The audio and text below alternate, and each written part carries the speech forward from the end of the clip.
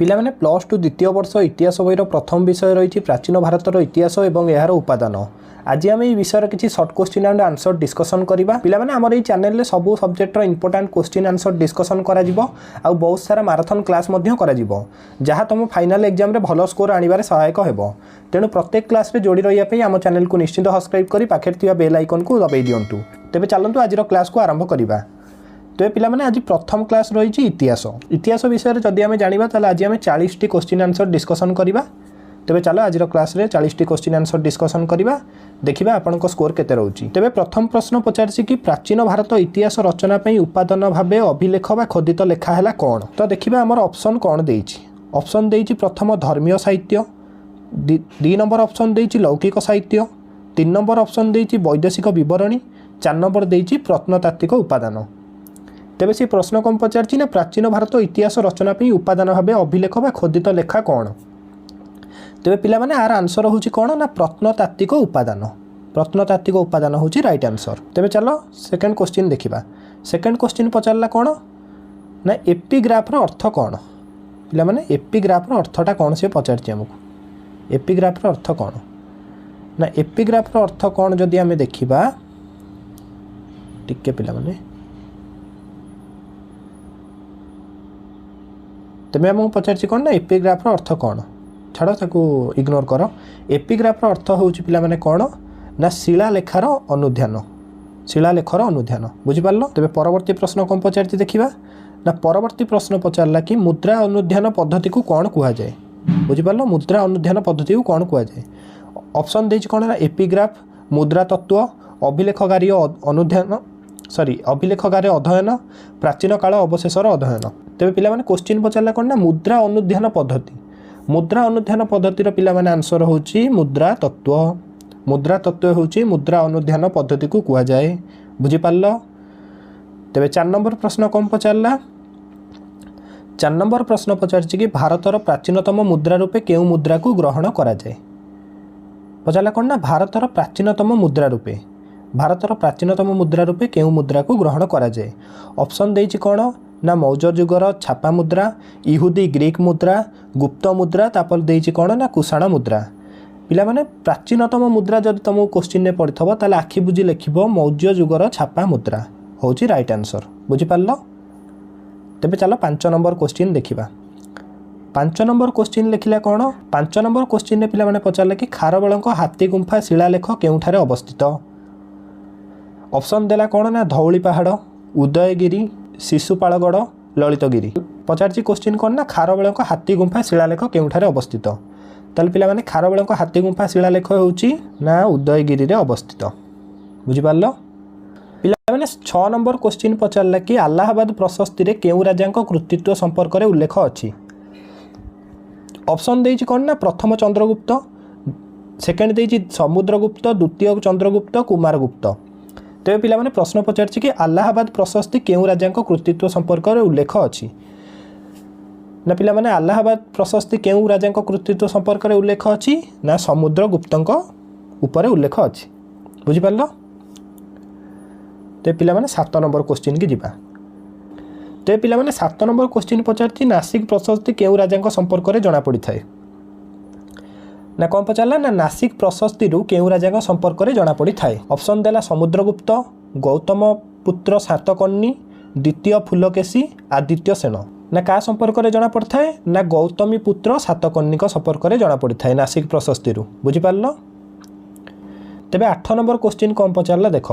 8 number question पचारला कि चालुक्य नरपति द्वितीय पुलकेशी संपर्क रे केउथिरु जणा पड़ी थाए ना। कौन पचारला ना चालुक्य नरपति द्वितीय पुलकेशी संपर्क रे केउथिरु जणा पड़ी थाए।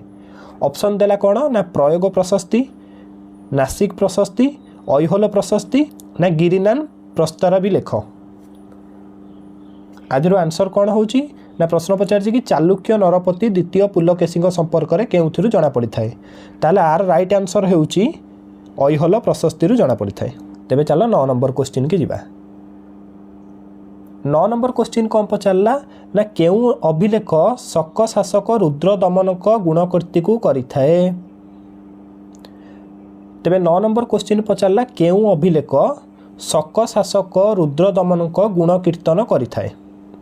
ଅପସନ୍ ଦେଲା କ'ଣ ନା ଗିରିରାନ ପ୍ରସ୍ତାରୀ ଲେଖ, ନା ଅପସଡ଼ ଅଭିଲେଖ, ନା ହାତୀଗୁମ୍ପା ଶିଳାଲେଖ, ନା ଲୁମ୍ବିନୀ ଅଭିଲେଖ। ପିଲାମାନେ ଆର ରାଇଟ୍ ଆନ୍ସର୍ କ'ଣ ହେବ ନା ଗିରିନାନ ପ୍ରସ୍ତାରୀ ଲେଖ, ଯିଏକି ଶକ ଶାସକ ରୁଦ୍ରଦମନଙ୍କ ଗୁଣ କୀର୍ତ୍ତନ କରିଥାଏ। ବୁଝିପାରିଲ ପିଲାମାନେ 10 ନମ୍ବର କ୍ୱେଶ୍ଚିନ୍ କି ଯିବା। 10 ନମ୍ବର କ୍ୱେଶ୍ଚିନ୍ ପଚାରିଛି କି ଅର୍ଥଶାସ୍ତ୍ରର ରଚୟିତା କିଏ? ଅର୍ଥଶାସ୍ତ୍ର ରଚୟିତା କିଏ ପଚାରିଛି? ଅପସନ୍ ଦେଇଛି ମେଘାସ୍ତିନିସ୍, କୌଟିଲ୍ୟ, ପାଣିନି, ପତଞ୍ଜଳି। ପିଲାମାନେ ଅର୍ଥଶାସ୍ତ୍ରର ରଚୟିତା ହେଉଛନ୍ତି କୌଟିଲ୍ୟ। ବୁଝିପାରିଲ? ତେବେ 11 ନମ୍ବର କ୍ୱେଶ୍ଚିନ୍ କି ଯିବା। ତେବେ ପିଲାମାନେ 11 ନମ୍ବର କ୍ୱେଶ୍ଚିନ୍ କି ଯିବା। 11 ନମ୍ବର କ୍ୱେଶ୍ଚିନ୍ ପଚାରିଲା କି ମାଳ ବିକ୍ନାଗୀ ମିତ୍ରମ୍ ନାଟକର ରଚୟିତା କିଏ? ଅପସନ୍ ଦେଲା ହର୍ଷବର୍ଦ୍ଧନ, କାଳିଦାସ, ବାଣଭଟ୍ଟ, ନା କହ୍ଲଣ। ତେବେ ନାଟକର ରଚୟିତା ହେଉଛନ୍ତି କିଏ ନା କାଳିଦାସ। କାଳିଦାସ ହେଉଛନ୍ତି ନାଟକର ରଚୟିତା। ବୁଝିପାରିଲ? 12 ନମ୍ବର କ୍ୱେଶ୍ଚିନ୍ କି ଯିବା। 12 ନମ୍ବର କ'ଣ ପଚାରିଲା ନା ଦଶକୁମାର ଚରିତ୍ରମ୍ ରଚୟିତା କିଏ? 12 ନମ୍ବର କ୍ୱେଶ୍ଚିନ୍ ପଚାରିଛି କି ଦଶକୁମାର ଚରିତ୍ରମ୍ର ରଚୟିତା କିଏ? ଅପସନ୍ ଦେଇଛି ଦଣ୍ଡିନୀ, ବିଷ୍ଣୁ ଶର୍ମା, କାଳିଦାସ, ନା ସମୁଦ୍ରଗୁପ୍ତ। ତେବେ ପିଲାମାନେ ଆର ଆନ୍ସର୍ କ'ଣ ହେବ ନା ଦଶକୁମାର ଚରିତ୍ରମ୍ର ରଚୟିତା ହେଉଛନ୍ତି ଦଣ୍ଡିନୀ। ବୁଝିପାରିଲ? ତେବେ 13 ନମ୍ବରକୁ ଯିବା। 13 ନମ୍ବର ପଚାରିଲା ନା ରାଜତରଙ୍ଗିଣୀର ରଚୟିତା କିଏ? ନା ରାଜତରଙ୍ଗିଣୀର ରଚୟିତା କିଏ? ନା ପତଞ୍ଜଳି, ନା କହ୍ଲଣ, ନା କୌଟିଲ୍ୟ, ନା ମେଘାସ୍ତିନିସ୍। ରାଜତରଙ୍ଗିଣୀର ରଚୟିତା କିଏ ପିଲାମାନେ?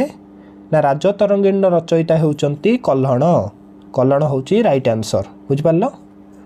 ତେବେ 14 ନମ୍ବର ଯିବା। 14 ନମ୍ବରରେ ପଚାରିଲା କେଉଁ ସାହିତ୍ୟ ଦକ୍ଷିଣ ଭାରତର ରାଜବଂଶ ଓ ରାଜାମାନଙ୍କ ଉପରେ ବିବରଣୀ ପ୍ରଦାନ କରିଥାଏ? ଅପସନ୍ ଦେଲା ଲୌକିକ ସାହିତ୍ୟ, ସୂତ୍ର ସାହିତ୍ୟ, ଧର୍ମୀୟ ସାହିତ୍ୟ, ନା ସଙ୍ଗମ ସାହିତ୍ୟ। କ'ଣ ପିଲାମାନେ ନା ଦକ୍ଷିଣ ଭାରତର ରାଜବଂଶ ଓ ରାଜାମାନଙ୍କ ଉପରେ ସଙ୍ଗମ ସାହିତ୍ୟ ଦେଇଥାଏ ବିବରଣୀ। ସଙ୍ଗମ ସାହିତ୍ୟ ହେଉଛି ରାଇଟ୍ ଆନ୍ସର୍। ବୁଝିପାରିଲ? ତେବେ 15 ନମ୍ବର କ୍ୱେଶ୍ଚିନ୍ କ'ଣ ପଚାରିଲା ନା 15 ନମ୍ବର ପଚାରିଲା କେଉଁ ରାଜାଙ୍କ ଶାସନ କାଳରେ ମେଘାସ୍ତିନିସ୍ ଭାରତ ଭ୍ରମଣରେ ଆସିଥିଲେ? ମେଘାସ୍ତିନିସ୍ କେଉଁ ରାଜାଙ୍କ ସମୟରେ ଆସିଥିଲେ ଭାରତ? ଚନ୍ଦ୍ରଗୁପ୍ତ ମୌର୍ଯ୍ୟ, ଅଶୋକ, ଖାରବେଳ, ନା ହର୍ଷବର୍ଦ୍ଧନ। କେଉଁ ରାଜା ଥିଲେ ସେତେବେଳେ? ସେତେବେଳେ ପିଲାମାନେ ଥିଲେ ଚନ୍ଦ୍ରଗୁପ୍ତ ମୌର୍ଯ୍ୟ, ଯାହାଙ୍କ ଶାସନ କାଳରେ ମେଘାସ୍ତିନିସ୍ ଭାରତ ଭ୍ରମଣରେ ଆସିଥିଲେ। ବୁଝିପାରିଲ? ତେବେ 16 ନମ୍ବର କ୍ୱେଶ୍ଚିନ୍ ଦେଖିବା। 16 ନମ୍ବର ପଚାରିଲା କାହା ରାଜତ୍ୱ କାଳରେ ଚୀନ ପରିବ୍ରାଜକ ଫାଇୟାନ୍ ଭାରତ ଭ୍ରମଣରେ ଆସିଥିଲେ? ନା କାହା ରାଜତ୍ୱ କାଳରେ? ଅପସନ୍ ଦେଲା କନିଷ୍କି, ହର୍ଷବର୍ଦ୍ଧନ, ପ୍ରଥମ ଚନ୍ଦ୍ରଗୁପ୍ତ, ନା ଦ୍ୱିତୀୟ ଚନ୍ଦ୍ରଗୁପ୍ତ। କାହା ସମୟରେ ଫାଇୟାନ୍ ଭାରତ ଭ୍ରମଣରେ ଆସିଥିଲେ ପିଲାମାନେ? ନା ଦ୍ୱିତୀୟ ଚନ୍ଦ୍ରଗୁପ୍ତ ଯେତେବେଳେ ଶାସନ କରୁଥିଲେ ସେ ଟାଇମ୍ରେ ଫାଇୟାନ୍ ଭାରତ ଭ୍ରମଣରେ ଆସିଥିଲେ। ବୁଝିପାରିଲ? ତେବେ 17 ନମ୍ବର ଦେଖିବା କ'ଣ। 17 ନମ୍ବର ପଚାରିଲା କି କାହା ରାଜତ୍ୱ କାଳରେ ହୁଏନ୍ସା ଭାରତ ଭ୍ରମଣରେ ଆସିଥିଲେ? ହୁଏନ୍ସା କାହା ସମୟରେ ଭାରତ ଭ୍ରମଣରେ ଆସିଥିଲେ? ହର୍ଷବର୍ଦ୍ଧନ, କନିଷ୍କ, ସମୁଦ୍ରଗୁପ୍ତ, ନା ସ୍କନ୍ଦଗୁପ୍ତ। ପିଲାମାନେ ଆର ଆନ୍ସର୍ ହେଉଛି ହର୍ଷବର୍ଦ୍ଧନ। ଯେତେବେଳେ ହର୍ଷବର୍ଦ୍ଧନ ରାଜତ୍ୱ କରୁଥିଲେ ସେ ସମୟରେ ହୁଏନ୍ସା ଭାରତ ଭ୍ରମଣରେ ଆସିଥିଲେ। ବୁଝିପାରିଲ? ତ ପିଲାମାନେ ଏଇ କ୍ୱେଶ୍ଚିନ୍ଟା ଅଧିକାଂଶ ଟାଇମ୍ ଏକ୍ଜାମ୍ରେ ପଡ଼େ, ତ ଏଇଟା ଟିକେ ମନେ ରଖିବ। 18 ନମ୍ବର କ୍ୱେଶ୍ଚିନ୍ ପଚାରିଲା କ'ଣ ନା ଇଣ୍ଡିକା ଗ୍ରନ୍ଥର ରଚୟିତା କିଏ? ଅପସନ୍ ଦେଲା ମେଘାସ୍ତିନିସ୍, ଫାଇୟାନ୍, କୌଟିଲ୍ୟ, ନା ହୁଏନ୍ସା। ପିଲାମାନେ କିଏ ଇଣ୍ଡିକା ଗ୍ରନ୍ଥର ରଚୟିତା? ଇଣ୍ଡିକା ଗ୍ରନ୍ଥର ରଚୟିତା ହେଉଛନ୍ତି ମେଘାସ୍ତିନିସ୍। ବୁଝିପାରିଲ? ତେବେ 19 ନମ୍ବର କ୍ୱେଶ୍ଚିନ୍ କ'ଣ ପଚାରିଲା? 19 ନମ୍ବର କ୍ୱେଶ୍ଚିନ୍ ପଚାରିଲା ତୁଜୁକ୍ ଇ ଜାହାଙ୍ଗୀରର ରଚୟିତା କିଏ? ପିଲାମାନେ ଆନ୍ସର୍ ଏଇ କ୍ୱେଶ୍ଚିନ୍ରେ ହିଁ ଅଛି, ଖାଲି ଟିକେ ଟ୍ରିକ୍ ଲଗାଇବାର ଅଛି। ଅପସନ୍ ଦେଲା ଆକବର, ବାବର, ଜାହାଙ୍ଗୀର, ନା ହୁମାୟୁନ୍। ଦେଖ ପିଲାମାନେ ପଚାରିଛି କ'ଣ ନା ତୁଜୁକ୍ ଇ ଜାହାଙ୍ଗୀରର ରଚୟିତା। ଯେହେତୁ ଜାହାଙ୍ଗୀର ୱାର୍ଡ଼ କ୍ୱେଶ୍ଚିନ୍ରେ ଆସୁଛି ତାହେଲେ ଆର ଆନ୍ସର୍ ହେବ ଜାହାଙ୍ଗୀର। ଜାହାଙ୍ଗୀରଙ୍କ ନାଁରେ ହିଁ ଏଇଟା ଲେଖା ହେଇଥିଲା, ମାନେ ଜାହାଙ୍ଗୀର ହିଁ ଲେଖିଥିଲେ। ବୁଝିପାରିଲ? ତାପରେ 20 ନମ୍ବର କ୍ୱେଶ୍ଚିନ୍ ପିଲାମାନେ ଦେଖିବା ନା ଫୋକିଓକି ଗ୍ରନ୍ଥର ରଚୟିତା କିଏ? ହୁଏନ୍ସା, ଫାଇୟାନ୍, କୌଟିଲ୍ୟ, ନା ହର୍ଷବର୍ଦ୍ଧନ। ପିଲାମାନେ କିଏ ଫୋକିଓକିର ଗ୍ରନ୍ଥର ରଚୟିତା? ଫୋକିଓକି ଗ୍ରନ୍ଥର ରଚୟିତା ହେଉଛନ୍ତି ଫାଇୟାନ୍, ଯିଏକି ଫୋକିଓକି ଗ୍ରନ୍ଥ ଲେଖିଥିଲେ। ପିଲାମାନେ ଆଜିର କ୍ଲାସ୍ରେ 20ଟି କ୍ୱେଶ୍ଚିନ୍ ଆନ୍ସର୍ ଡିସ୍କସନ୍ ହେଲା। ପରବର୍ତ୍ତୀ କ୍ଲାସ୍ରେ ଆଉ 20ଟି ଡିସ୍କସନ୍ କରିବା। ଯଦି ଆପଣମାନେ ଆମ ଚ୍ୟାନେଲରେ ନୂଆ ତେବେ ଭିଡ଼ିଓ ଗୋଟେ ଲାଇକ୍ ଓ ଚ୍ୟାନେଲକୁ ସବସ୍କ୍ରାଇବ୍ କରିଦିଅନ୍ତୁ, ଯାହାଫଳରେ ଆମେ ପ୍ରତିଦିନ ଆପଣଙ୍କ ପାଇଁ ନୂଆ ନୂଆ ଅପଡ଼େଟ୍ କ୍ଲାସ୍ ନେଇକି ଆସିପାରିବୁ। ଆଜି ପାଇଁ ଏତିକି। ଜୟ ଜଗନ୍ନାଥ। ଧନ୍ୟବାଦ।